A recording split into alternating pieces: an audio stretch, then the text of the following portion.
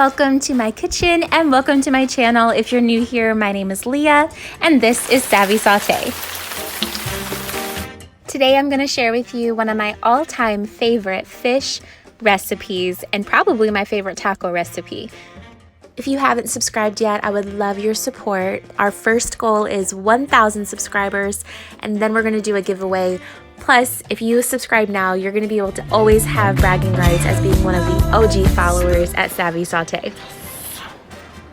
Last week, I shared a video of cleaning out the fridge and using leftovers or food that was on the way out.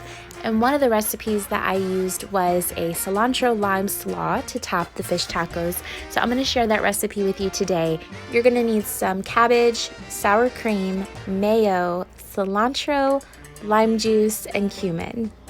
Start by chopping or shredding your cabbage. You can use green or purple. Here I used green cabbage, about 2 cups of that. Then you're going to also want to use about a cup of cilantro. You can use more or less to your taste. And then I used about a half a tablespoon of cumin. Again, that's according to your taste. And then you're going to want to add 1 lime squeezed. So fresh lime juice is awesome in this. Then you're going to also want to add about equal parts of sour cream and mayo. The more you add of this, the creamier it's going to be. So again, this is up to your own personal preference. I used about a 1/4 cup of each and it made it very creamy, especially after sitting in the fridge for a day. So I could have definitely used less, but this is the final product. I just stuck it back into the empty sour cream container and used it the following day. The fish, I used frozen tilapia, but you could use any fillet of fish. You could even use breaded fish, fried fish. You could use shrimp. It's all up to you, whatever you have, whatever you prefer. I use sriracha for the topping of my tacos. I do taco seasoning, cooking spray, olive oil is my favorite, cumin, salt and pepper, and then also line your baking sheet with foil. That's going to really help protect your pan because for some reason cooking fish just ruins your pans.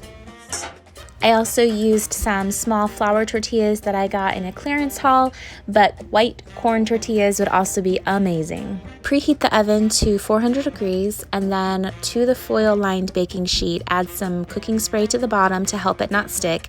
Then you're going to put the fish down, spray the top of the fish with some more spray, and then you're going to season it generously with the taco seasoning. You can add some more salt, pepper, cumin, whatever kind of taco seasoning you prefer. This should take about 15 to 25 minutes in your oven depending on what kind of fish you're using and whether it's frozen or fresh. Halfway through the cooking time, I will take the fish out, flip it over, and add some more taco seasoning to the other side and let that finish baking. While that finishes in the oven, I like to go the extra mile with my tortillas. And if I'm using a flour tortilla, fry that up in a skillet with just a little bit of cooking spray on both sides. You can use a vegetable oil, you can use a cooking spray, and then I prefer this in a cast iron skillet, but any kind of skillet will do. You're just going to cook it on both sides. This is really just up to your preference if you want it to be still pretty soft, if you want it to have a little bit of a crispness to it. And if you're going to use a corn tortilla, I highly suggest sticking those straight on the oven rack. I might show that in another video in the future, but flour tortillas is what I had on hand. Literally, that is all. It takes 15 to 25 minutes from start to finish, especially if you get that coleslaw working while your fish is in the oven. So one of the quickest, easiest, most delicious fish dinners that you can cook. This next recipe is another quick 15-minute baked tilapia recipe. All you're going to need for this recipe is some kind of breadcrumbs. I happen to have some on hand, otherwise you could crush your own out of crackers. Also some Parmesan cheese, pepper, salt, some kind of cooking oil or spray, and then of course your fish. And then I like to line my pan with foil again. So take care of that first, spray the pan, get your oven preheated to 400 degrees. For our topping, we're going to mix equal parts of the breadcrumbs and Parmesan cheese. You can do 2 tablespoons of each if you're going to use more than 1 piece of fish. I only needed 1 tablespoon of each, but here I'm doing 2. the only one eating fish today, so I didn't have to make more than one piece. But usually if you're baking fish, you're making more than one serving. So go ahead and lay that down on a sprayed foil lined pan and then spray the top of the fish as well. I also added some salt to the top of it. This is up to you. Parmesan cheese is kind of salty already. And then I like to add quite a bit of ground pepper to mine. It ends up giving it just a little bit of a kick. You can add less or none. And then for the topping, you're gonna want to lay a thin layer of that on there. I did a little bit more than what was necessary. It just gives it some extra crumble on top after it's done baking.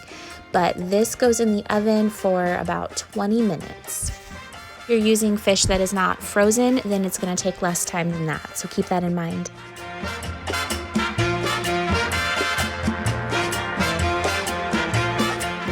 The thinner of a coat you do with that breading, the crispier and browner your topping is going to be.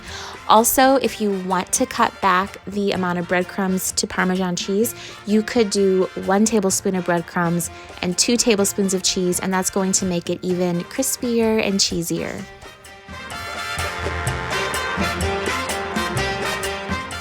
That is all the fish recipes I have for you today. Thank you so much for joining me. I hope you were able to find a new recipe that you will enjoy in the future, and I hope that you subscribe. I want to see you soon in the next video. Until then, have a wonderful day wherever you are.